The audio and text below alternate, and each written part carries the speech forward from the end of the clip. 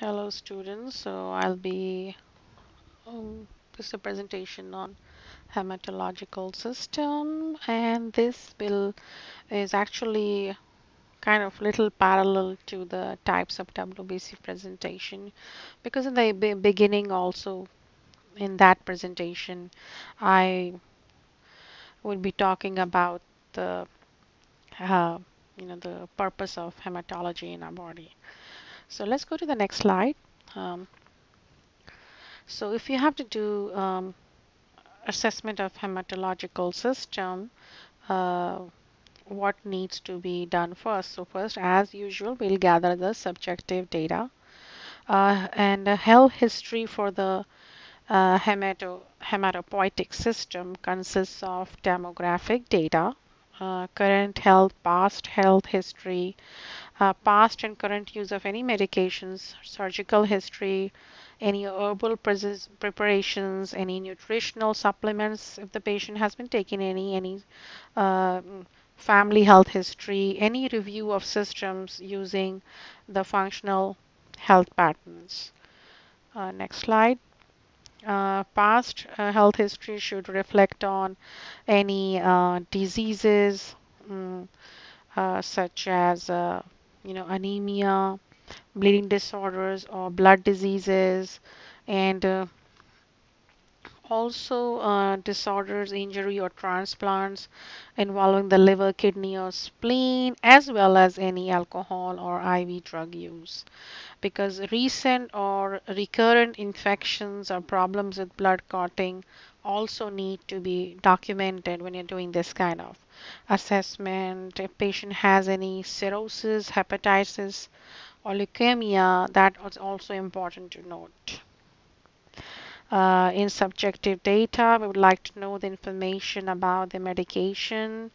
And why? Because we want to know all substances that can potentially influence the hematologic health, including disruption of clotting processes, um, including if there, due to some medications, there is disruption of clotting processes, or there is have been some kind of bone marrow depression, any secondary malignancies, or any bleeding problems.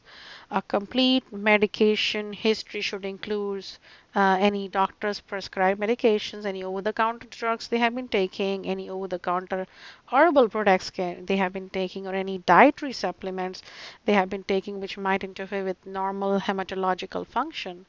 Many herbal therapies they interfere with blood clotting. Um, Many malignant disorders and antiretroviral agents like the HIV can cause bone marrow depression. Any previous chemotherapy patient might have, it puts the patient at a higher risk for developing secondary malignancies of leukemia or lymphoma. Then there can be also um, important to note if the patient was having any long-term anticoagulant therapy, that can also increase the risk of bleeding problems.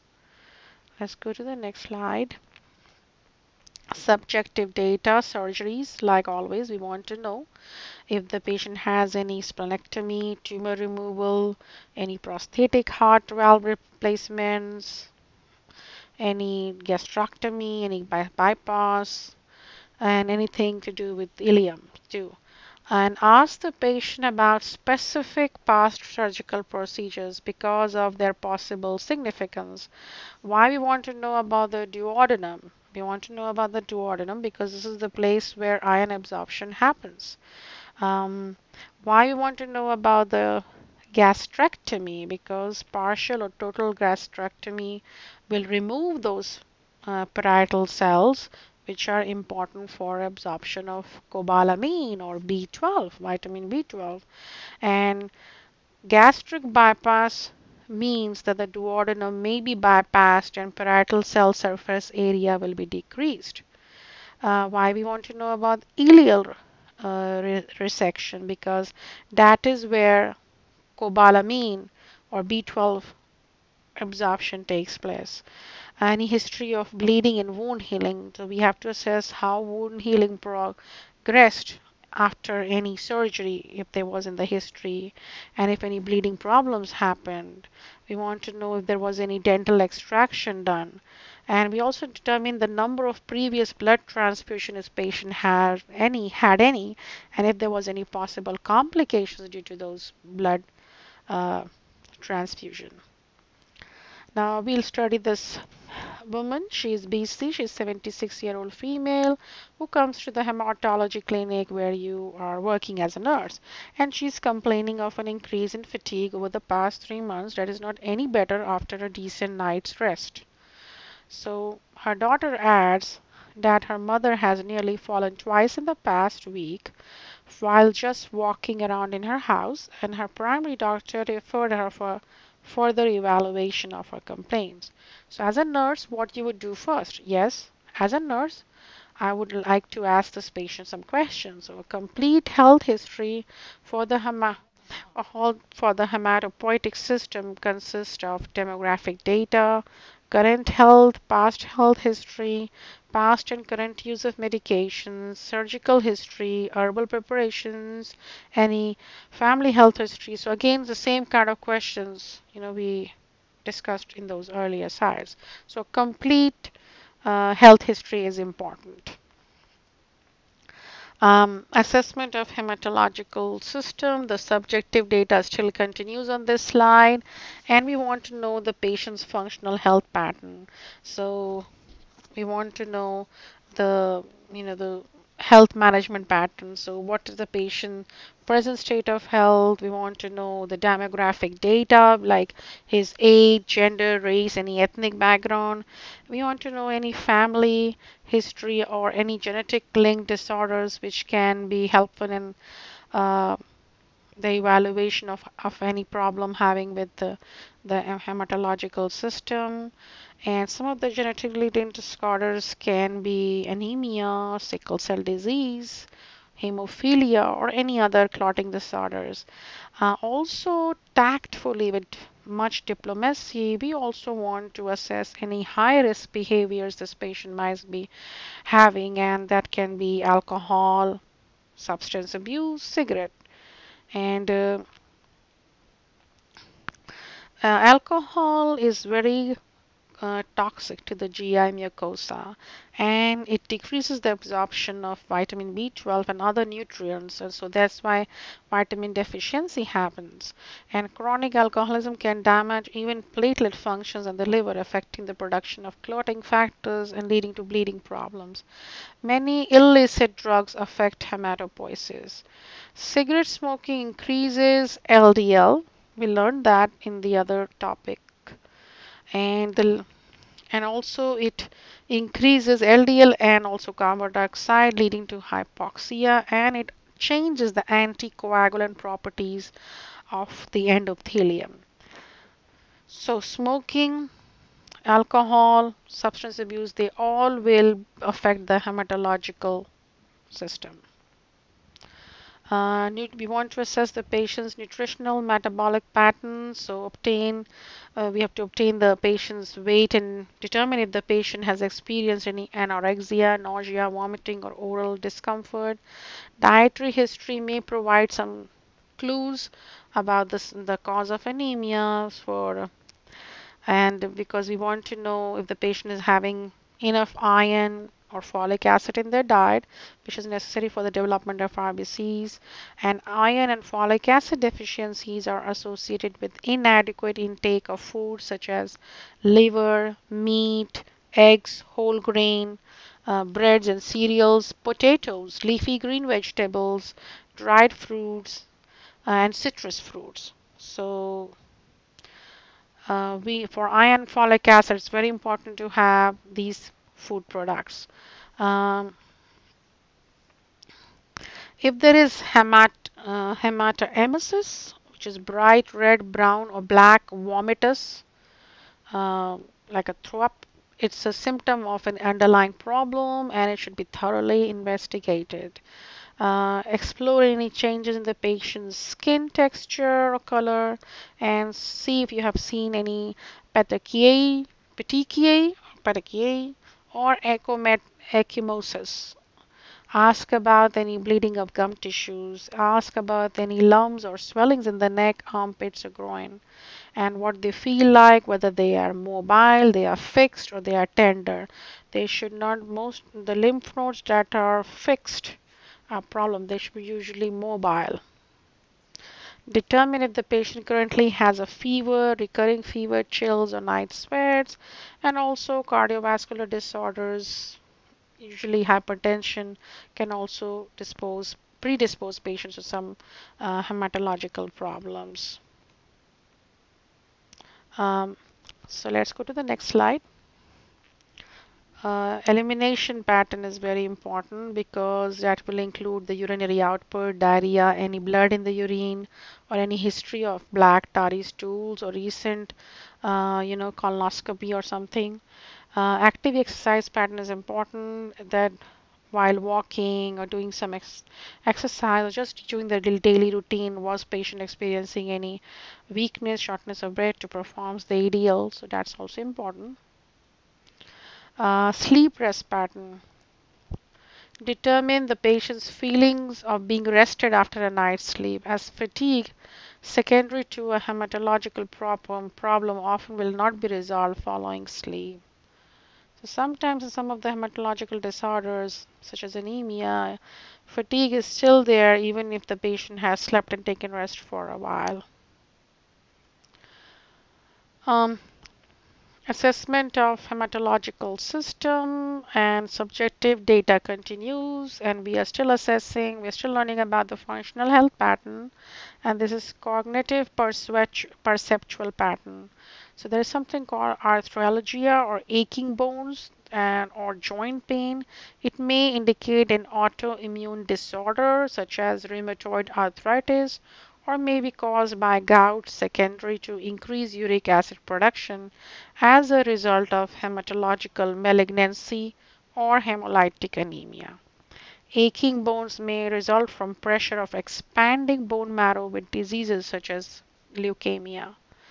Hematorosis or blood in a joint occurs in the patient with bleeding disorders and can be painful.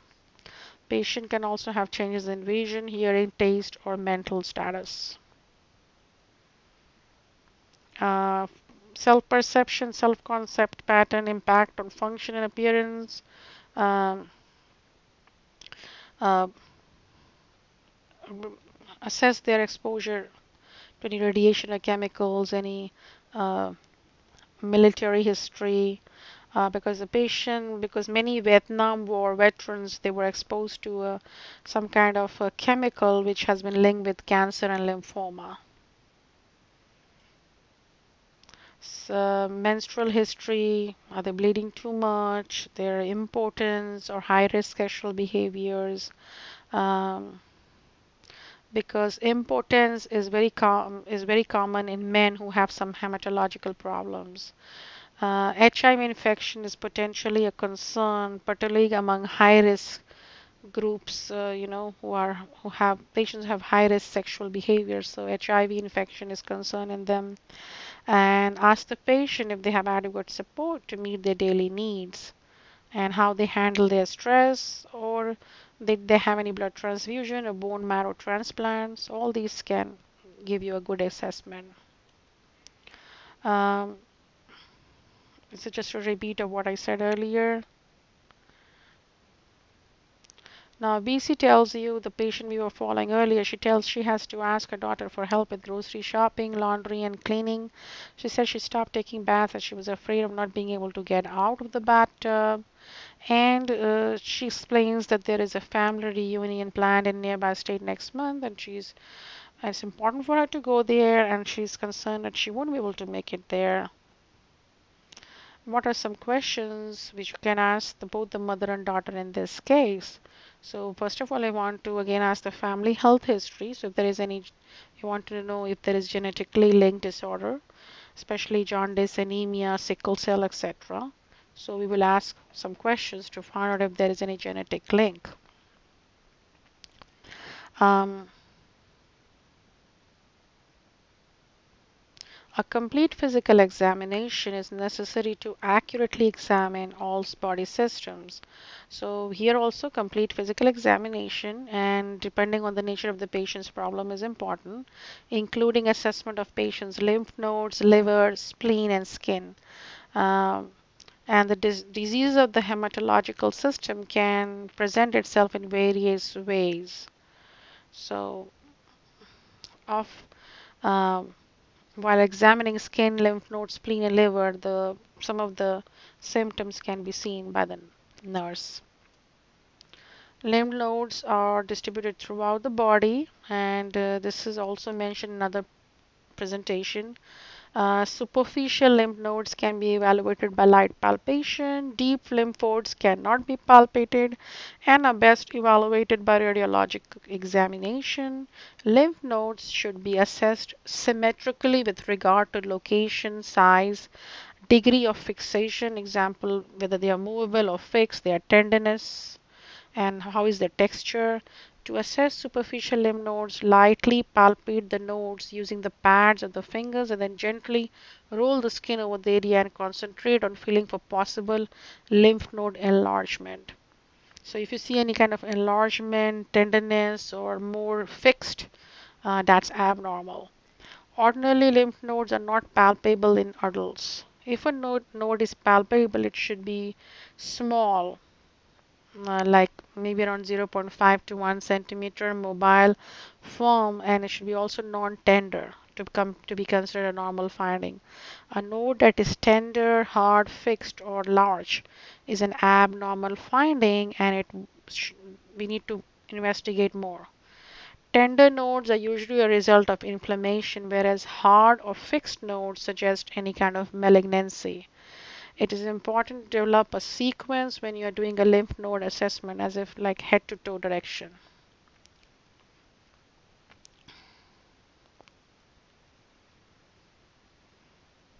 Objective data, both the liver and spleen are normally not detectable by palpating the abdomen. The spleen may be more difficult to detect because of its deep location in the left abdomen.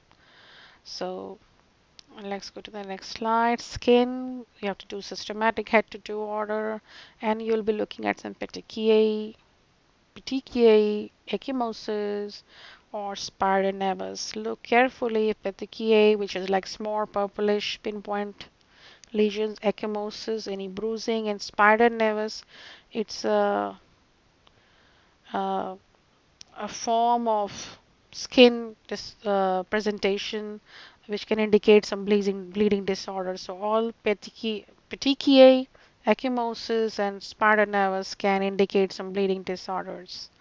A focus assessment is important to evaluate the status of any hematological problems and to monitor for any signs of these problems.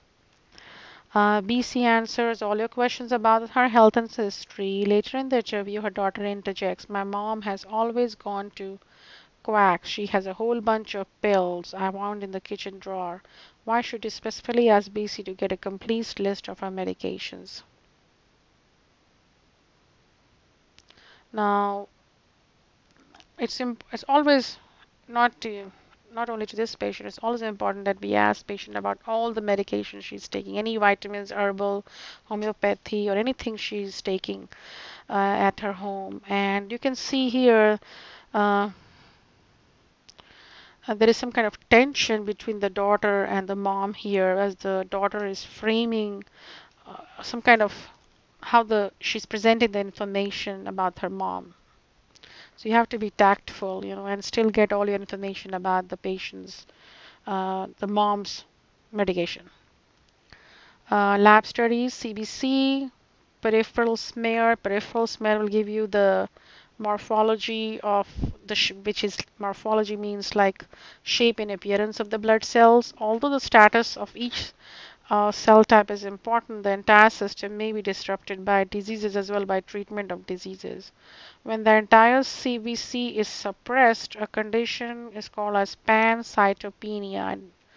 I will give you some, I think I will give you some maybe notes about this in the class. And it is decrease in RBC, WBC, and platelets. So total RBC count alone is not always diagnostic of some problems with hematological system. We want to know the hemoglobin, hematocrit, and the RBC indices and ESR sedimentation rate. What is ERBC indices? They are special indicators that reflect RBC volume, color, and hemoglobin saturation and can provide insight into the cause of anemia. ESR measures the sedimentation or settling of RBCs and is used as a non-specific measure of many diseases, especially inflammatory conditions. Total white blood count. So the white blood cell elevation will not necessarily predict the severity of illness, but it can provide clues to the cause of health problems such as infection, inflammation, malignancies, and malignancies can be leukemia or lymphoma. Low WBC count, which is leukopenia, is associated with bone marrow depression, severe or chronic. The differential white count identifies the percentage of different types of white cells within the circulating blood. The WBC differential is of considerable significance because it is possible for the total WBC count to remain essentially normal despite a marked change in one type of leukocyte. When there is a low lymphocyte count, an absolute lymphocyte count may be uh, noted. When the bone marrow does not produce enough neutrophils, neutropenia can happen.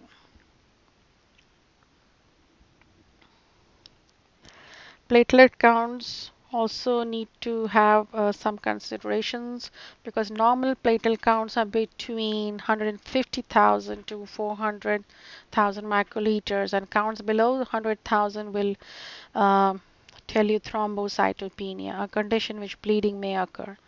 Natural hemorrhage, spontaneous hemorrhage is possible once platelet count falls below 10,000. And think about all the vital bleeding going on in all the vital organs.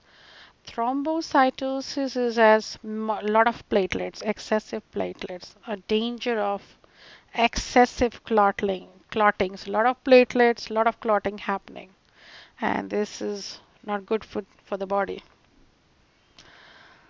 So the nurse practitioners orders blood work for BC while reviewing the results of her CBC. Which finding would be of great concern to the nurse? Hemoglobin, platelet, white cell count, or red cell count? It's platelet. Of course, platelet is very low. The hemoglobin, her low platelet count is significant. The hemoglobin is low, but it's not at that critical level. The WBC and RBC counts are within the normal range. Next, go to the next slide. And these are the the uh, the blood group types AB, and O. And I don't want to go deep into this right now. It's just good to know. Blood typing and RH factor. The No, we're going to skip this. We're also going to skip the